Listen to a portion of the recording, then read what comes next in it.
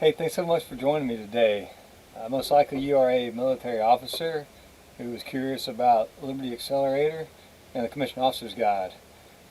My name is Jared H. Smith. I'm a commander in the US Navy, still on active duty, and decided that I wanted to pass back to all the junior officers behind me what took me 15 years to learn. So in this short series, I'm going to conduct videos that will give you insights to the fitness report system and the performance summary record that's used to assess your eligibility for promotion on the boards in your future. So it's going to be a deep dive into how the PSR and the FITREP are connected, as well as the elements of the performance summary record that you need to care about early and often in your career. So buckle up. I look forward to you joining me on this ride.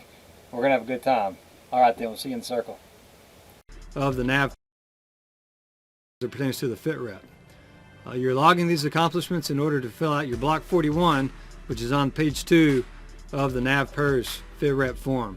If you don't write down what it is you're doing from quarter to quarter, you may have a really hard time remembering relevant accomplishments to fill that block up with.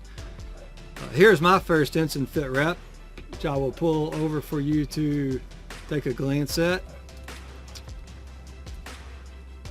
And I'll show you here. It's from the training pipeline, right? And you've got not a whole lot to show here, but basically we'll go through the basics.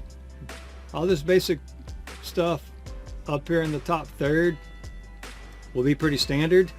A lot of this information you'll get from your admin team at your assignment. The command employment and command achievements will be filled out by your admin team. That's a standard. The Block 29 is up to you. Most training commands will put student here if you're a student, and then they'll place in the name of the school, the course number, and the number of weeks.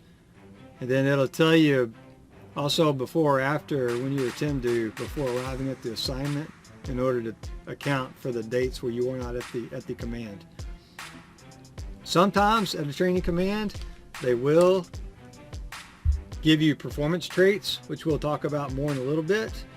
And these performance traits are on the bottom half of the first page and the top third of the second page of the FITREP.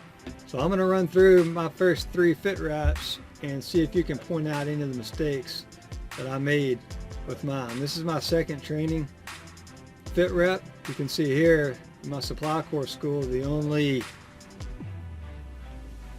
trait they gave us was on military bearing and character, and I got to meet standards.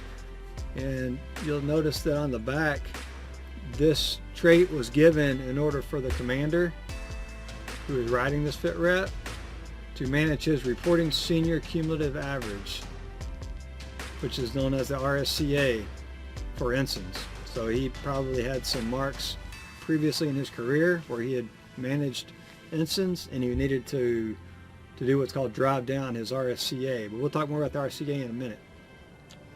And here's my first operational assignment FITREP. And man, it was a doozy.